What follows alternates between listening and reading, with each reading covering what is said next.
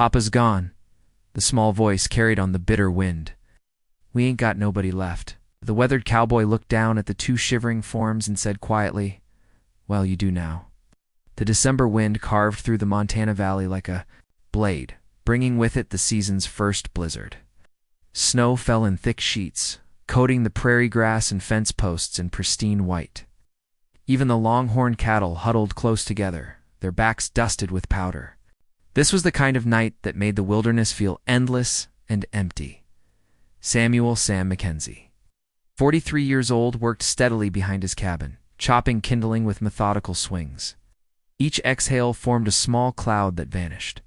Instantly, ever since returning from the cavalry, since losing everything that mattered, Sam had learned to measure time differently.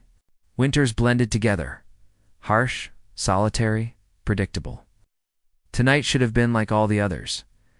Then he heard something that stopped him cold, a small cry, barely audible above the howling wind. He lowered his axe and listened. It was again soft weeping. Like an injured creature or a frightened child, Sam set down his tool and followed the sound, his boots crunching through the deepening snow. Around the corner of his cabin, he discovered two small figures huddled together. A girl and a boy, neither older than 8, standing knee-deep in drifts. The girl gripped her brother's hand tightly. Their threadbare coats were soaked through, their faces raw from cold. The girl bore a fresh cut on her chin, while the boy hadn't spoken a word in what looked like hours. But it was the girl's expression that made Sam's chest tighten. Her eyes held a fierce determination no child should need to carry. She stared directly at him and spoke with careful precision, as though she'd rehearsed the words during their long walk through the storm. "Papa's gone," she said simply. "We ain't got nobody left." The boy pressed closer to his sister, his lips blue with cold. Sam studied the empty landscape around them, nothing but snow and sky stretching to the horizon. He knelt to meet their eyes. "What are your names?" he asked gently. "I'm Lucy," she replied. "This here's Ben." Sam extended his hand, palm up. "I'm Sam Mackenzie." Lucy hesitated only a moment before placing her small, frozen fingers in his. Ben followed without question. Sam stood and guided them toward his cabin, the snow falling harder with each step. As he pushed open the heavy door, warmth rushed out to greet them. The fire he'd built that morning still glowed in the stone hearth. Sam stepped aside and gestured them in. The children lingered at the threshold, like spirits, unsure of their welcome. "Well, you do now," Sam said simply, completing his earlier thought. Lucy blinked once, then pulled Ben inside. Sam helped them out of their wet coats and hung the garments near the fire. Their fingers were stiff and discolored from the cold. He wrapped them in thick blankets from his bed, then moved to his small kitchen without ceremony. He filled his iron kettle and set chunks of salt, pork to simmer with onions and beans. The rich aroma began to fill the cabin. He sliced day-old biscuits and set out a jar of preserves, then poured warm coffee into tin cups. Adding plenty of sugar and cream for the children, the young ones watched his every movement, wide-eyed and motionless. "Go on," he said, placing bowls before them. "No hurry." They climbed onto the wooden bench at his table.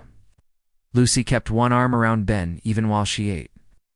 Sam sat across from them, quietly consuming his own meal. He asked no questions and shared no stories. The silence held them, but it was no longer hollow. After supper, he cleared the dishes and built up the fire again. He dragged a second bench near the hearth and covered it with folded quilts. From an old trunk, he retrieved another blanket-soft wool, mended but warm, and offered it to Lucy. "You'll sleep here by the fire," he said.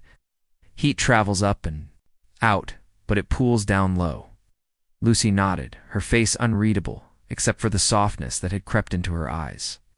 As she settled Ben under the covers, she whispered something in his ear that made him smile faintly. Sam lit a lantern and placed it on the windowsill. Then he moved toward the door, his boots echoing on the wooden floor. The wind still raged outside, but now it remained beyond the walls. He glanced back once. Ben had already fallen asleep. Lucy lay beside him, eyes drooping, but still watchful. She turned to Sam and whispered, "Thank you, mister."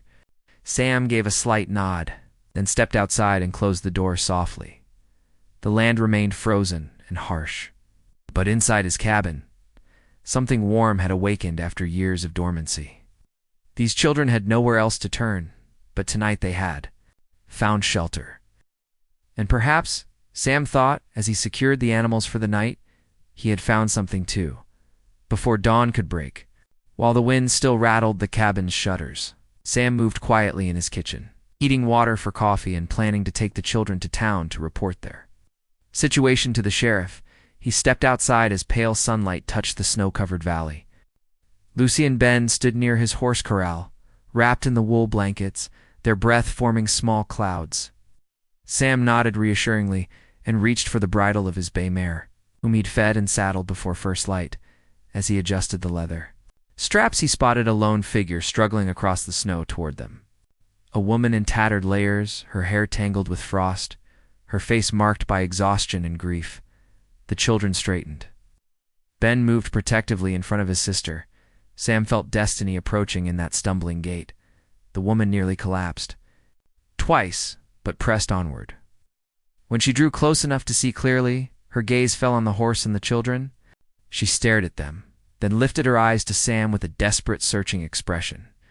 "Are those my babies?" she whispered. Her voice cracked and broken. Lucy answered, sounding both frightened and relieved. The woman's legs gave out. She sank into the snow, reaching for her children with shaking hands.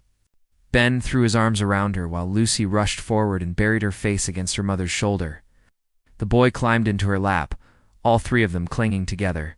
Sam stepped closer, his hands open and unthreatening. "We're safe," he said gently. "I found them at my cabin last night. They told me their father had passed." The woman looked up at him, her face gaunt with worry. "Who are you? Why did you take them?" "What right? I'm Sam Mackenzie," he interrupted quietly. "I live here. They said they had nowhere to go. I figured someone might come looking, or might not. Either way, they needed shelter." The woman he assumed this was their mother pressed the children closer. She whispered, so quietly Sam could barely hear. "I ran to find help. I thought maybe I could. I thought there might be someone, ... Sam said nothing. The morning light spread across the frozen ground as the wind paused momentarily. The woman raised her head and saw his modest cabin behind them, smoke rising from its chimney. She saw the tracks in the snow from her own desperate journey. Saw the saddled mare and the man who had sheltered her. Children through the night. She straightened her shoulders and brushed snow from Lucy's hair. She met Sam's eyes directly. "I need water," she said simply. "And food." Sam nodded and turned toward the house. Inside, the fire still burned warm from the night before.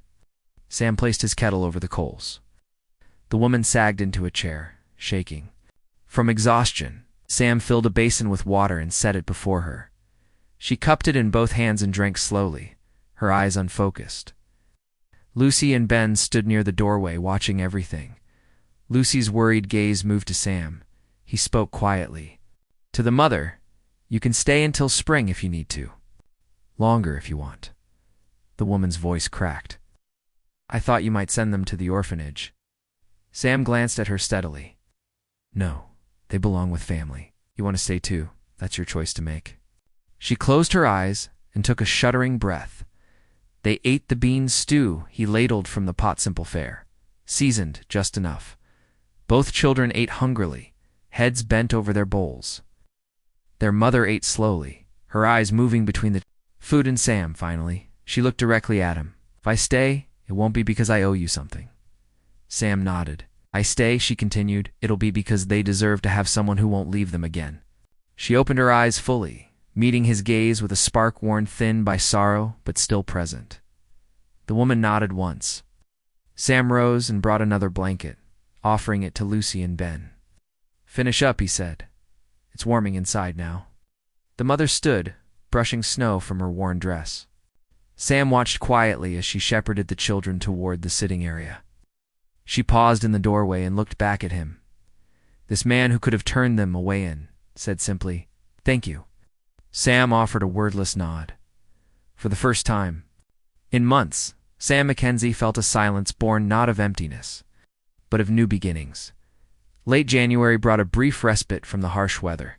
The sun broke through the clouds long enough to melt some of the ice near the corral. Life inside the Mackenzie homestead began to find its rhythm, though no one spoke of it directly. The woman who had told him her name was Margaret spent her mornings near the hearth, preparing meals, mending clothes, and restoring order to corners of the cabin that had been neglected for too long. Sam gave her space to breathe, while staying close enough to help when needed. She never asked for gratitude, and he never offered empty praise. Still, something moved between them, not passion yet, but a gentle warmth. Sam showed Ben how to mend fence wire without breaking it, how to check livestock for injuries, and how to properly care for leather tack. The boy learned quickly, sharp-eyed like his sister.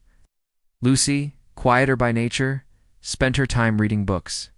From Sam's shelf volumes he hadn't touched in years. Remnants from a life that had included softer hands and forgotten laughter. One evening after supper, Sam stepped out to tend to evening chores. An hour later, when he returned, Ben's eyes lit up with excitement. Sam carried 2 small wooden pegs in his hand, sanded smooth but simple. He approached the wall near the kitchen hearth and carefully screwed them into the beam. From his pocket, he withdrew a folded cloth containing 2 nameplates carved from wood. One read Lucy, the other Ben. The letters weren't perfectly formed, but each had been crafted with obvious care. He handed them a small hammer and nails. "Your own hooks," he said. "For coats or whatever else you need to hang." The children stared, then beamed with delight. "You carved our names?" Lucy asked, softly. Sam nodded, scratching his neck self-consciously. "Used my old carving knife?" Ben reached up and touched his nameplate. "It's really ours," he whispered. Sam returned to the table without comment. But Margaret noticed something else, the edge of a bandage wrapped around his hand. She said nothing, but her gaze lingered thoughtfully. That night, storm clouds rolled. And again, by morning, ice covered the windows, and an unnatural quiet settled over the cabin like held breath. Sam rose early to tend the livestock and chop wood. When he returned, he found Margaret still in bed, her forehead slick with sweat, her lips pale. "She's burning with fever," Lucy said, her voice tight with worry. Sam nodded once. "Bring a pot and some clean cloths." He worked silently, grinding willow bark and boiling water. He crushed healing herbs and laid damp compresses across her forehead. He wrapped her in quilts and spooned broth between her lips when she stirred. He moved like a man trained for this work because he was. Long ago, he had done the same for another woman in this same bed, only to watch her slip away despite his efforts. So, tonight, he fought harder, though he didn't ask himself why. Hours passed. The children fell asleep by the fire. Sam remained at the bedside, counting her breaths. She stirred once, whispering something unclear. He leaned close. "You stayed?" she murmured. He brushed damp hair from her face, wasn't planning to go anywhere. Her hand found his, faint and trembling. "You're not like him," she said suddenly, "but you're decent when others run." Sam swallowed hard, not trusting his voice. He held her hand gently as she drifted into deeper sleep, the fever finally breaking near dawn, when light crept through the shutters. It found Sam still sitting there, his head bowed, her hands still in his. A fresh log crackled in the hearth, warming the quiet house. For the first time in years, Sam Mackenzie felt like he truly belonged in his own home, not because it was his property, but because someone else lived in it with him. The snow had stopped falling and lay thick on the roof, muffling the outside world. Inside, the fire burned steady and warm. Sam sat in his worn armchair, boots crossed, a book open in his lap, though his eyes hadn't moved across the page in some time. Margaret sat across from him, her hands wrapped around a chipped mug of coffee. The children were asleep in the loft, their soft breathing drifting down like a lullaby neither adult could ignore without remembering what it had cost to arrive here. Margaret shifted in her chair. Her eyes lingered on the dancing flames, then moved to Sam. "My husband," she began, her voice low, "wasn't a cruel man." Sam looked up from his book, He wasn't strong either, she continued, had a heart too gentle for this hard country. Helped him forget his disappointments. Helped him forget he had mouths to feed, and couldn't seem to manage it. Sam said nothing, waiting. I left once, Margaret continued. Packed up the children and walked for days to my cousin's place. Told myself I wouldn't go back. She looked away, but I did. Why? Sam asked. Her jaw tightened. Because when you have children, sometimes the only thing worse than staying with someone who's failing is watching your children lose the only father they've ever known. The silence that followed carried no judgment, only something quieter, shared and familiar. Margaret looked up, her eyes bright but steady.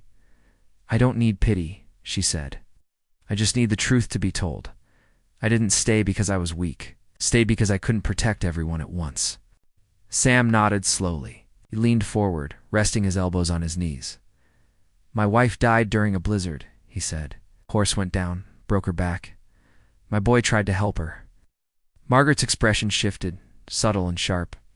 I was serving as a field surgeon 2 territories away, Sam continued.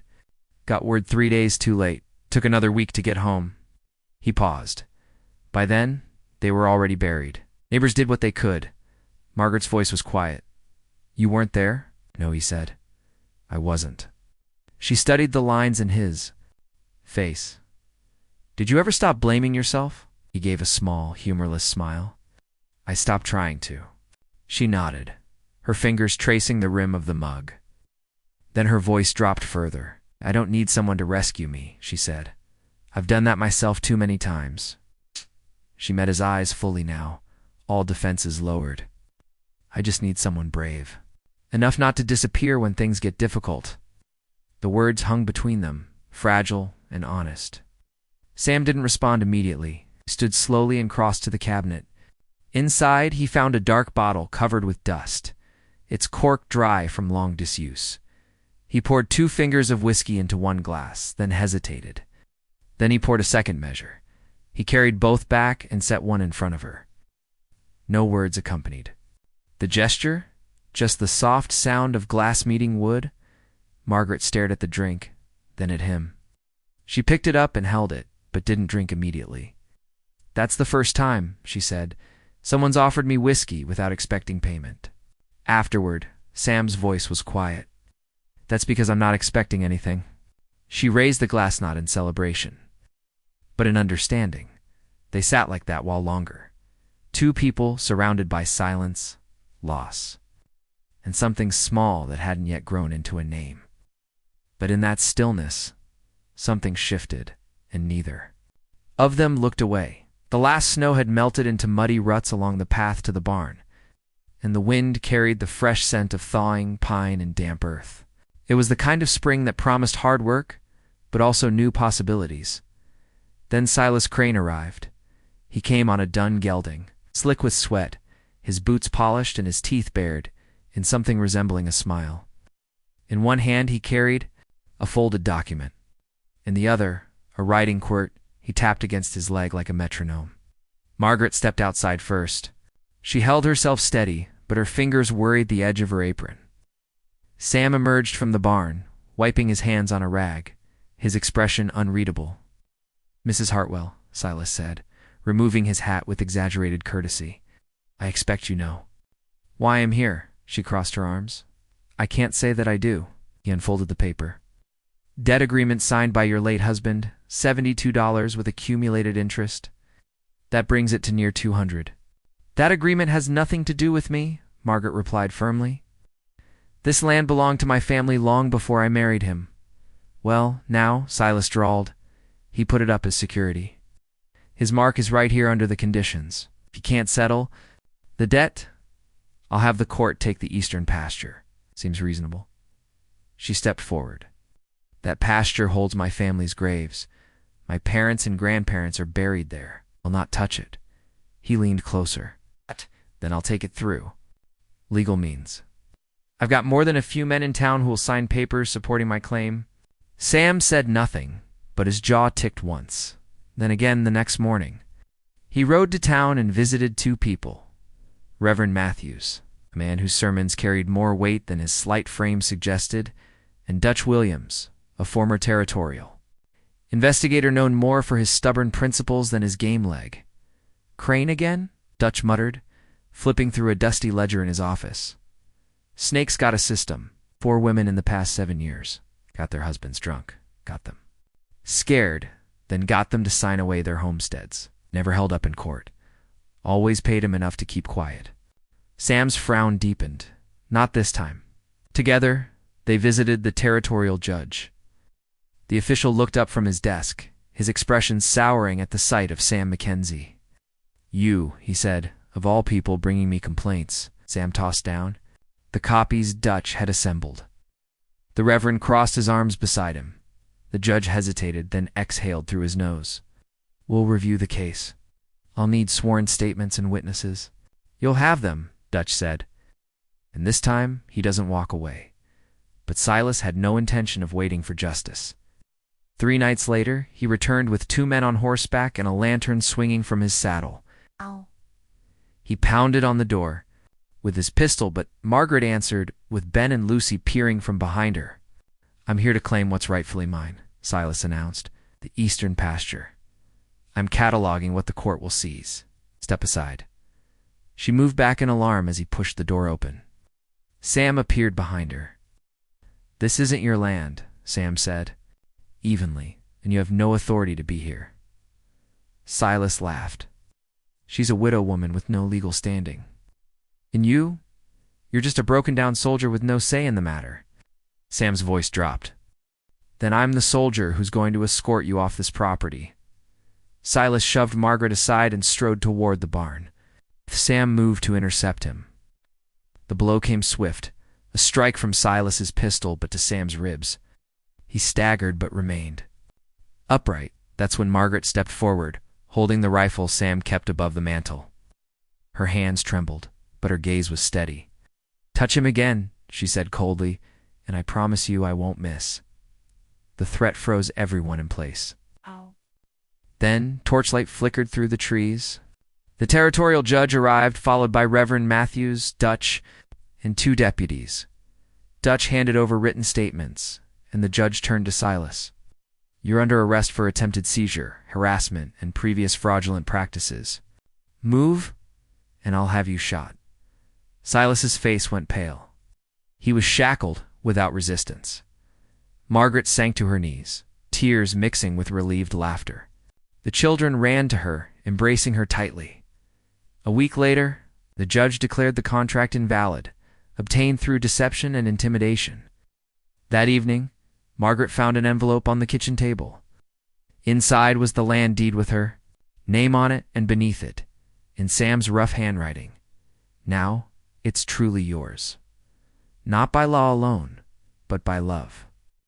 The days after Silas's arrest passed like gentle rain, quiet, but full of growth. Ring reached deeper into the hills, transforming brown to green, ice to flowing water, and silence to something softer. Sam spent more time improving the cabin. He began by organizing the cluttered shelves, cleaning dust from old mason jars his wife had once used for preserves. He repaired the broken drawer that never closed properly, fixed the loose hinge on the pantry door, and added fresh hooks near the window, hanging them with new dishcloths that caught the morning sun. Not the ones his wife had embroidered years before, but the ones Margaret had begun using. Her cloth, her place in the garden, he worked the soil by hand. It had been for years since anything had grown there, 4 years since the small shoots of herbs and vegetables had withered from neglect. Sam replanted every section, Margaret noticed. She stood in the doorway one evening watching him work. With the same hands that had once saved lives on battlefields, the same hands that had tended her through fever. She didn't speak, but her expression softened. Later that night, as she cleaned the last dishes, she found a folded piece of cotton placed carefully on the shelf where Sam's late wife's things had once been. It was the cloth she used daily now, positioned where it belonged. The message wasn't loud, but it was clear. Margaret leaned against the counter, the bowl in her hand suddenly forgotten. She remained like that for a long while. Then came the evening when Sam sat on the front steps, polishing a bridle bit while twilight faded into stars. Margaret joined him, her hands wrapped around a cup of coffee. The children were asleep inside. The land was peaceful. "You've been fixing things," she observed. "I cook more now," he replied, and the garden seemed like it needed someone to believe it could flourish again. She sipped slowly, considering his words. "You think we're like that garden?"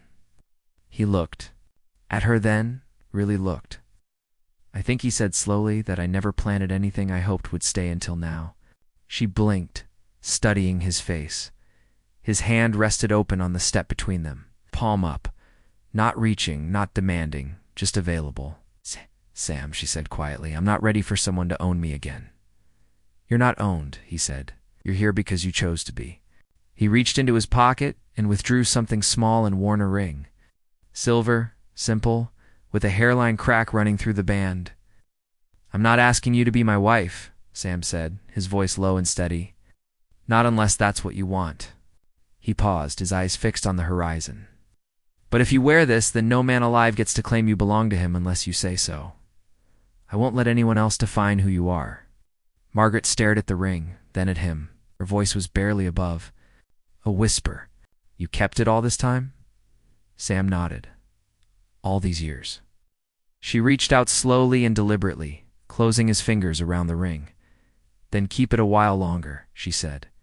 "When I'm ready to wear it, I want to be the one to ask you." He smiled. Then something small and damaged but held together by hope. Beside them, the prairie wind whispered across land that had chosen to bloom again. The days stretched long and golden across the hills near Dry Creek, and life began to fill the empty spaces of the Mackenzie ranch. Ben learned horsemanship first, falling off twice, scraping his palms, and climbing back on with determination each time. Sam guided him with quiet patience, holding the reins lightly, showing him how to sit straight, how to listen to the animal's breathing, not just its movement. Lucy was more cautious, but observant. She watched Sam with intelligent eyes, learning faster than she revealed.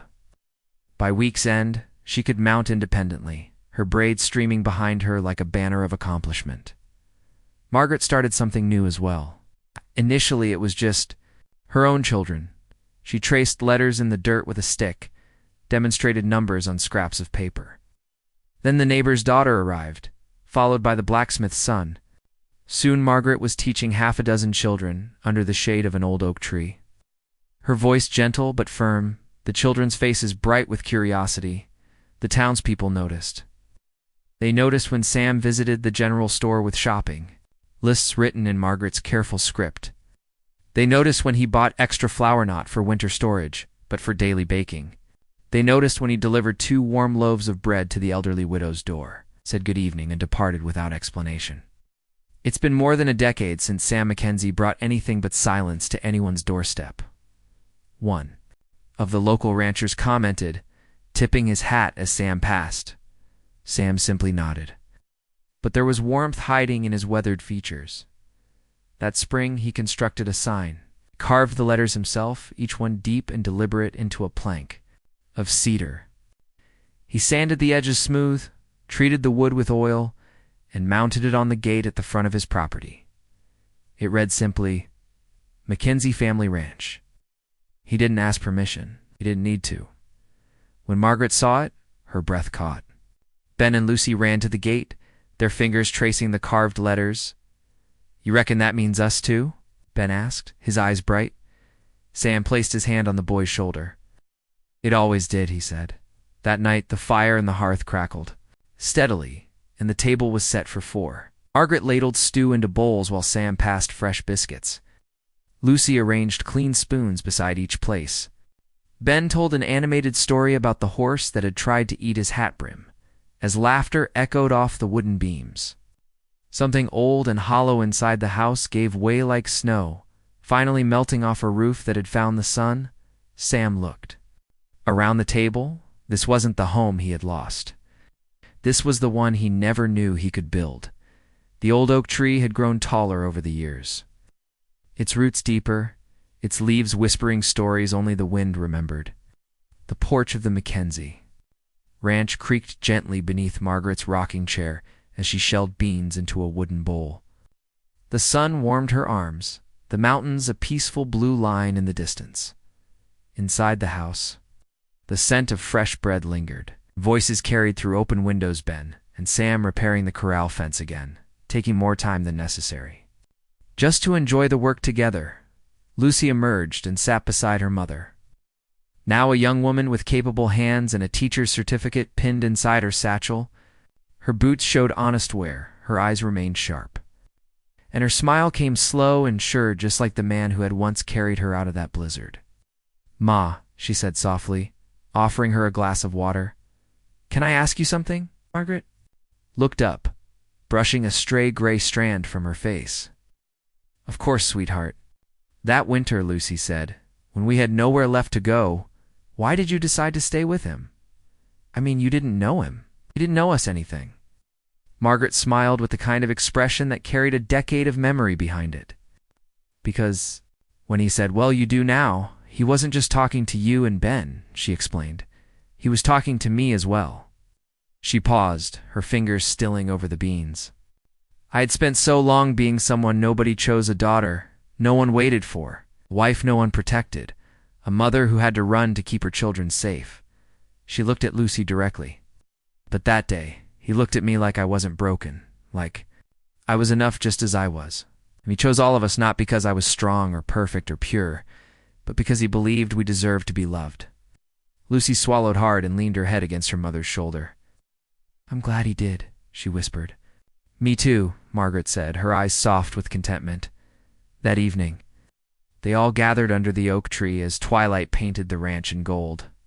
Sam poured coffee into mismatched cups while Margaret distributed slices of apple pie, tuned. An old guitar he was slowly learning to play, and Lucy read aloud from a letter from a friend back east. The ranch dogs dozed by the steps. Chickens clucked contentedly in their coop. Life continued full and honest, the way it should have all along. Sam looked at the people around him, the woman he had loved quietly for 10 years. The 2 children who were no longer children, the laughter he never thought would return to. His home. He reached over and took Margaret's hand wordlessly. She squeezed back once, because sometimes family isn't made by blood or law,